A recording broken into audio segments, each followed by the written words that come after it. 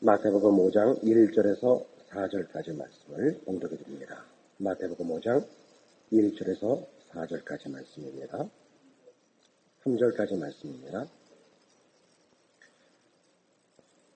예수께서 무리를 보시고 산에 올라가 앉으시니 제자들이 나온지라. 입을 열어 가르쳐 가라사대 심령이 가난한 자는 복이 있나니 천국이 저희 것이며. 이 마태복음 5장부터 7장에 이르는 그 3장을 산상수훈이라 해서 그 내용을 우리 예수 믿는 사람들은 특별하게 기억을 하고 또 가장 많이 그 찾아보는 성경 중에 하나일 것입니다. 그런데 이 복음서는 이제 마태복음, 마가복음, 누가복음, 요한복음 4권이나 되어 있는데 그 가장 전기적인 그 전기를 개인의 전기를 기술하는 식으로 기술한 것은 누가복음입니다. 그러니까 다른 그 특별히 요한복음이나 이 마태복음은 그 저자가 어떤 목적을 가지고 전기적인 기술을 한 것이 아니라 그 예수님의 생애 속에서 본인이 더 관심을 가지고 또 목표를 하는 것에 의해서 이렇게 골라냈단 말입니다. 주님께서 하신 일을 다 기록하면 그 요한복음에 기록된 대로 하자면 이 세상이라도 그 책을 둘 수가 없을 만큼 하신 일이 많으시다 이렇게 기록되어 있습니다. 그 중에서 어떤 목적을 가지고 이제 그 생애를 조명하고 이제 기록으로 남겼단 말이죠.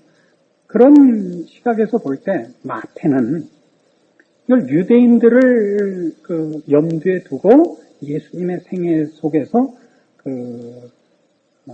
가르치고 시정하고 싶은 내용들에 중점을 뒀단 말이죠. 유대인들이란 지금 자기네들이 하나님의 백성이요.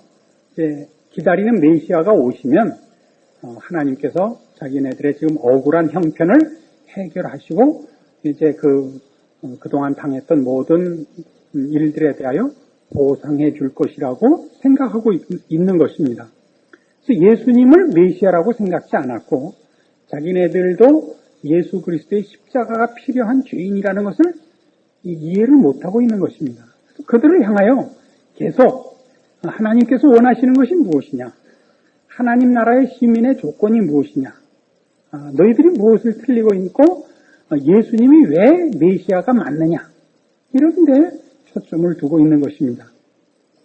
그래서 우리가 보면 마태복음 1장에서 4장 내내 뭘 했냐면 예수님이 과연 하나님이 예언하시고 그 준비하신 바로 그 메시아가 맞다 하는 얘기를 1장에서부터 4장까지 했죠.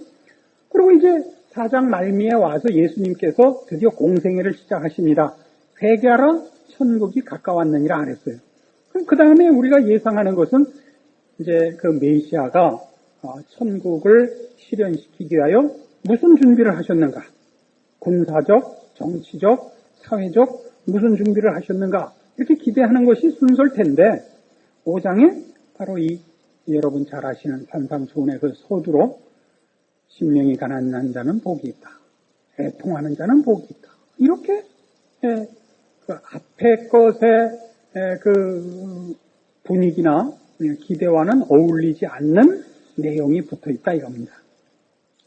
그래서 마태가 하고 싶은 얘기, 마태복음이 오늘 우리에게 분명하게 하고 싶은 얘기가 뭐냐? 그러면 하나님 나라가 어떻게 실현되느냐 할 때 우리는 쉽게 하나님을 믿고 지금 우리식으로 얘기하면 유대인식으로 얘기하면 자기네들이 선민이고 할례를 받았고 율법을 가지고 있으니까 이제 하나님 나라의 실현은 저들의 지금의 형편을 해결하고 저들을 괴롭힌 자들을 심판하고 하는 어떤 힘, 저들의 필요에 보상하는 어떤 힘일 거라고 생각을 하고 있는데 지금 마태복음이 하고 싶은 얘기는 뭐냐면 하나님 나라의 실현에 필요한 그 나라의 시민이 가져야 할 조건은 무엇이냐?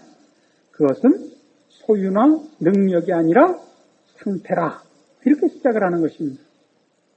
하나님 나라가 실현이 될 텐데 그 하나님 나라가 하나님 나라로서 성립하기 위하여 정치적, 군사적, 사회적인 힘으로 찾아오시는 것이 아니라 그 나라의 백성을 부르는데 그 나라의 백성은 그 나라에 들어갈 조건으로서 이러한 상태여야 한다. 이것입니다. 그게 뭐냐? 심령이 가난하고 애통하고 온유하고 의에 줄이고 목말라야 한다 이겁니다. 이런 것들은 다 말하자면 윤리나 도덕의 차원에서도 고급한 것입니다. 그러나 여기 나타나는 이 팔복들은 다 그것이 종교성을 가지고 있고 그런 차원에서 윤리 도덕을 상회하는 고급한 이상이거나 가치다 하는 개념과 관념의 차원에서의 가치로 소개되고 있는 것이 아니고 이 모든 것은 다 예수 그리스도와의 관계에서 나타나는 현상이요, 내용이요, 조건이라고 가르치는 것입니다. 왜냐하면 이런 문제들, 심령이 가난하고 애통하고 온유하고 의에 줄이고 목마르고 긍휼히 여기고 하는 것들은 끝에 무엇으로 하나로 묶여지냐면 11절에 있는 바와 같이 나를 인하여 너희를 욕하고 핍박하고 거짓으로 너희를 거스려 모든 악한 말을 할 때는 너희에게 복이 있어요. 그 앞에 있는 심령이 가난하고 애통하고 온유하고 의에 줄이고 목마르고 하는 것들을 맞아. 예수를 믿으면 이렇게 착해야 돼. 이쯤은 돼야 돼 하는 도덕적 가치로서 그 가치를 인정받으려고 하지 말라 말입니다. 기독교 신앙에 있어서 가장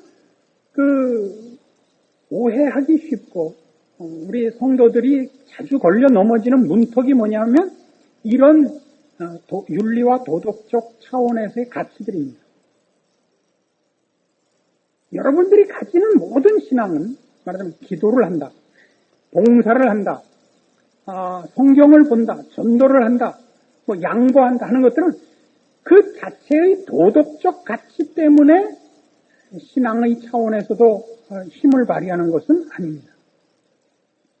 우리가 가지는 예를 들면 양보나 용서가 있다면 그것은 예수 그리스도와의 관계에서 발생한 내용이요 행동인 것입니다. 우리는 우리라는 존재의 상태가 변하지 않은 상태에서 선한 것들을 긁어 모으는 그런 존재가 아니고 우리에게서 발휘되는 행동하는 어떤 덕목들이 있다면 그것은 우리라는 존재가 바뀌었기 때문에 발생하는 열매다 이겁니다. 우리라는 존재가 바뀌었다는 게 뭐냐? 예수 그리스도를 담고 예수 그리스도 안에 있고 예수 그리스도가 우리 안에 있어서 우리라는 존재가 개인이라는 내가 나의 주인이었던 존재로부터 예수 그리스도가 나의 존재의 중심이 된 존재로의 변화. 이것이 만들어낸 결과로서 이런 어떤 종교적이건 윤리적이건 도덕적인 어떤 것들이 발생한다 이겁니다. 이건 같은 마태복음 7장에서도 이미 우리에게 언급되는 내용입니다. 마태복음 7장 16절을 보십시오. 마태복음 7장 16절 그의 열매로 그들을 알지니 가시나무에서 포도를 또는 엉겅퀴에서 무화과를 따겠느냐. 이와 같이 좋은 나무마다 아름다운 열매를 맺고 못된 나무가 나쁜 열매를 맺나니 좋은 나무가 나쁜 열매를 맺을 수 없고 못된 나무가 아름다운 열매를 맺을 수 없느니라. 아름다운 열매를 맺지 아니한 나무마다 지켜 불에 던지우느니라. 이러므로 그의 열매로 그들을 알리라. 여기서 말하는 열매는 그 나무의 나무된 상태가 만들어내는 필연적인 결과입니다. 감나무에서 감이 열리고 배나무에서 배가 열리고 포도나무에서 포도가 열리는 것과 같습니다. 그러니까 성경이 우리에게 어떤 것들 말하자면 사랑하라, 용서하라, 불쌍히 여기라, 이런 것들은 우리라는 존재가 그런 것들을 열매로 만들어내는 존재로 바뀌었기 때문에 생기는 일들을 말하는 것입니다. 예를 들면 이런 거예요. 우리의 신앙이 이런 일들을 본인이 바뀐 상태, 바뀐 존재로서 만들어낸 열매로 갖지 못하고 본질적인 변화 없이 그런 열매들을 긁어 모으는 짓들을 할 수 있다는 것을 알아야 됩니다. 어떻게요? 기도를 하고 전도를 하고 봉사를 할 수 있습니다. 근데 그때 그가 하는 이런 어떤 헌신이든 무슨 종교적인 어떤 열심들이든 어떤 행동들이 본인의 본질적인 변화가 아닌, 그래서 필수적인 그 존재의 변화에 따른 필연적인 열매가 아니고 변화 없이 열매를 긁어 모은 행동에 불과할 때는 그가 한 이런 모든 것들이 예수 그리스도를 닮은 모습으로 가지를 않습니다. 기도 많이 하고 댕댕거리는 사람은 교회 안에 얼마든지 있습니다. 전도 많이 하고 댕댕거리는 사람도 얼마든지 있습니다. 예수를 믿는다는 것은 예수를 믿는 것이 수단이 되고 방법이 되는 것이 아닙니다. 기독교가 가지는 신앙은 우리가 또 고급한 어떤 이상과 개념과 수준에 가자는 얘기가 아닙니다. 기독교 신앙의 핵심은 예수를 알고 예수와 관계를 맺겠다는 겁니다. 예수라는 분이 언제나 중심인 것입니다. 심령이 가난하고 애통하는 모든 것을 하나로 묶으면 예수와 관계를 맺었기 때문에 발생하는 상태요. 그래서 이런 일들을 세상이 반대한다는 것이죠. 우리가 하는 어떤 일들, 기도를 하든 성경을 읽든 어떤 무슨 전도를 하든 하는 기독교 신앙적인 어떤 행동들도 다 그것이 예수 그리스도와의 관계성에서 필연적으로 발생하는 열매이기 때문에 행해지는 행동이어야 됩니다. 빌립보서 2장에 가보시죠.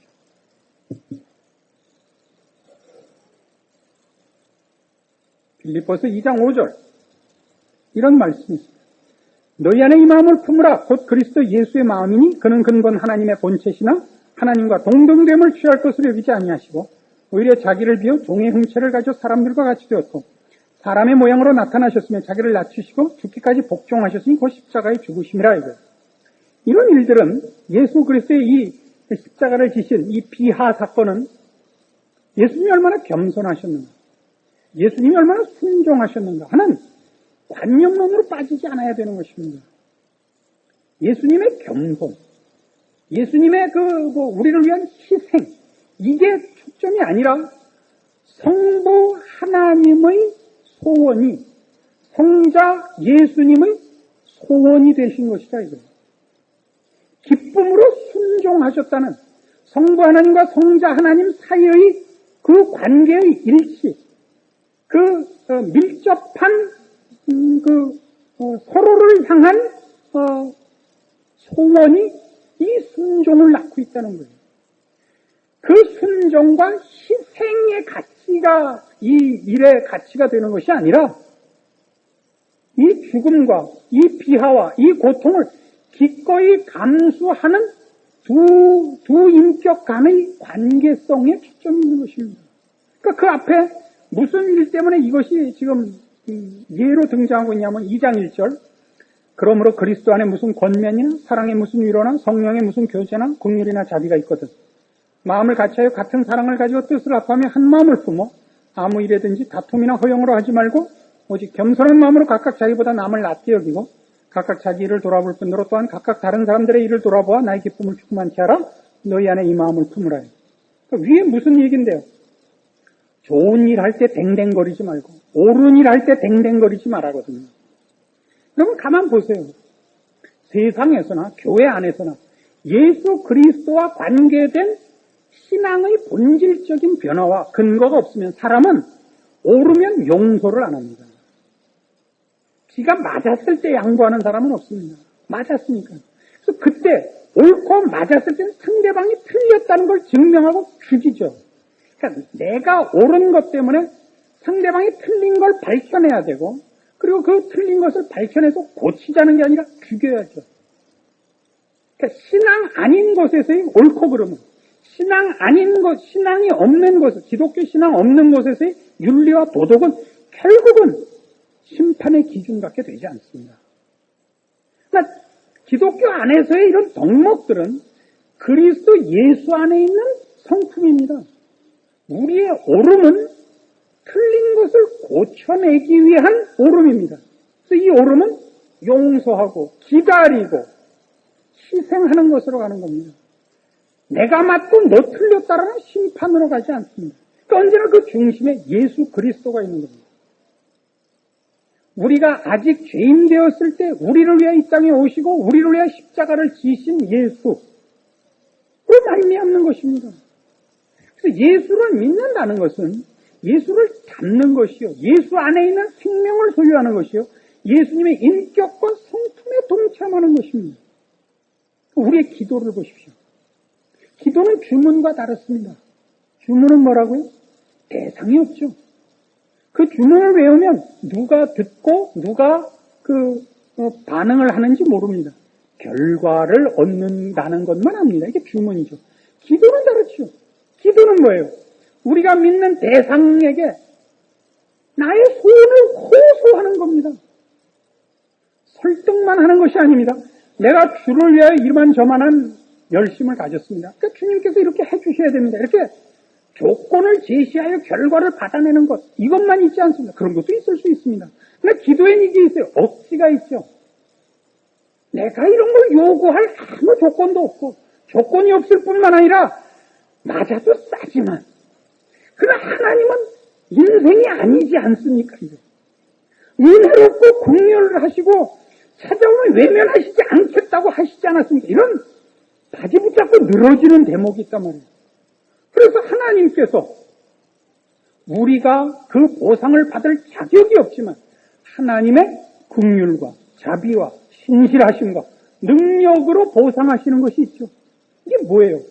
기독교란 이런 어떤 원칙이고 법이고 이런 무인격적인 법칙의 종교가 아니란 말이에요. 그 중심과 그 최고의 권위에 생각하시고 결정하시고 생명을 다루시고 복주시기를 기뻐하시는, 살아 움직이시는, 행동하시는, 그러나 긍휼하시고 신실하신 우리의 주인이 계시단 말입니다. 이걸 놓치면 기독교는 그저 도덕 강자가 되는 것입니다. 그래서 실제로 신앙생활을 하다 보면 안 믿는 사람들이 훨씬 경우와 승식에서 우세하고 믿는 사람들이 억지가 많습니다. 그런 억지가 어디서 생겼어요? 우리가 믿는 하나님의 긍휼과 자비라는 그런 이해 속에서 생긴 것이죠. 그래서 이 모든 것들, 예를 들면 마태복음 5장으로 돌아가셔서 48절 보세요.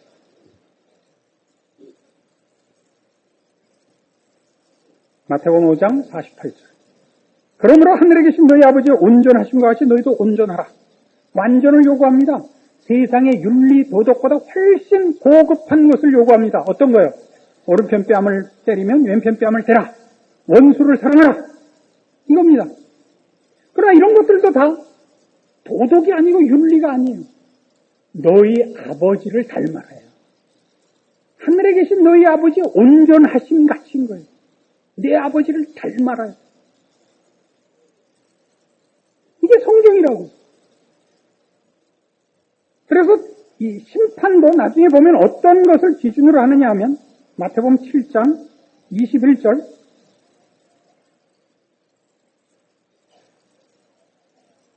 나더러 주여 주여 하는 자마다 천국에 다 들어갈 것이 아니요 다만 하늘에 계신 내 아버지의 뜻대로 행하는 자라야 들어가리라. 그날에 많은 사람이 나더러 이르되 주여 주여 우리가 주의 이름으로 선지자 노릇하며 주의 이름으로 귀신을 쫓아내며 주의 이름으로 많은 권능을 행치 아니하였나이까 하리니 그때 내가 저희에게 밝히 말하되 내가 너희를 도무지 알지 못하니 불법을 행하는 자들아 내게서 떠나가라 하리라. 그러니까 기준이 뭐예요? 우리가 주님을 알고 주께서 우리를 아느냐. 여기서 안다는 것은 지식과 정보의 차원이 아닙니다. 박찬호를 안다, 박세리를 안다, 이런 얘기가 아니에요. 그렇게 아는 거 말고, 둘이 깊은, 인격의 가장 고급한, 그리고 깊은 교제를 나눈 사이를 말합니다. 내가 선지자 노릇했습니다. 귀신을 쫓아냈습니다. 권능을 행했습니다. 그게 다 필요 없는 거예요. 여러분, 내가 전도 많이 했습니다. 기도 많이 했습니다가 아니에요. 그런 걸 하지 말라는 것이 아니라 그런 것들이 예수를 알며 예수 안에 더 깊이 초대받는, 그래서 여러분이 주를 닮아가는 그런 인격적인 교제로서의 진전의 과정이 되어야 되고 방법이 되어야 하는 것입니다. 세상은 바로 이런 문제에 있어서 이 기독교를 전혀 알지 못합니다. 세상 사람들이 하는 말이죠. 저 사람은 정말 착해. 저 사람은 예수 안 믿어도 천국 갈 사람이야. 이게 말이 되는 거예요. 예수 안 믿고는 천당은 못 갑니다. 천당은 착한 사람들의 집단이 아닙니다. 그러니까 우리가 놀랄 거죠. 저 왼수가 와 있단 말이냐. 그러니까 천국이란 말이에요. 응? 내가 여기가 천국이 아닌 게 비요? 왜? 제가 와 있는 거 보니까. 그게 천국이라고요. 지옥 갔더니 그 순둥이들이 다 모여 있을 수 있다니까요. 거기서도 그러고 있을 거예요. 아 뜨거, 아 뜨거. 착해가지고 지랄도 못 떠는 거예요. 아 뜨거. 천국을 아는 것은 착한 문제가 아니라고, 예수 그리스도를 아느냐의 문제라고요. 그를 믿고 그를 소유하며 그 안에 있기를 바라느냐의 문제라고. 이게 전부 영적인 싸움이지 윤리 도덕이나 이상주의의 싸움이 아니라. 그래서 세상적인 우리의, 세상 사람들은 물론 그렇고 우리가 가지고 있는 세상적, 자연인적, 종교적 본성이 자꾸 우리에게 뭘 요구하느냐 하면 이상적이고 금욕적이기를 바라요. 금욕적이기를 바라요. 그죠? 예수 믿는 사람들은 좀 이렇게 그윽하고 학 같고, 학이 아주 그윽한 줄 알아요. 학이 뱀 잡아먹는 줄은 모르고 그윽한 줄 알아요. 이렇게 허여멀건 게 그저 모가지나 길게 뽑고 있으니까 이게 그저 멋있게 사는 줄 아니에요. 예수를 믿는다는 건 그런 게 아니에요. 늘 멀대 같고 늘 이렇게 그냥 눈이나 껌뻑껌뻑하고 이게 아니에요. 가장 생명력 있게 살아야 돼요. 의사를 보세요. 의사가 가지는 그 전문 분야 중에서 최고로 치는 분야가 뭐예요? 외과예요. 외과는 뭐예요? 자르고 꼬매는 거예요. 그래서 생명을 구하는 거라고. 예수를 믿는 가장 그 핵심적인 요소가 뭐냐? 생명이에요. 그리스도 예수 안에 있는 생명. 그리스도 예수 안에 있는 진리. 행동하게 해요. 빛으로, 소금으로 행동하는 게 숨기워질 수가 없는 거예요. 그의 존재가. 그에게서는 치료가 있는 거예요. 그에게는 답이 있는 거예요. 그에게서는 위로가 있는 거예요. 그에게서는 힘이 나오는 거예요. 같이 굶는 거 안 해요. 그냥 같이 죽어버리고 마는 거 아니에요. 이렇게 소극적이고 이렇게 무력한 것이 아니에요.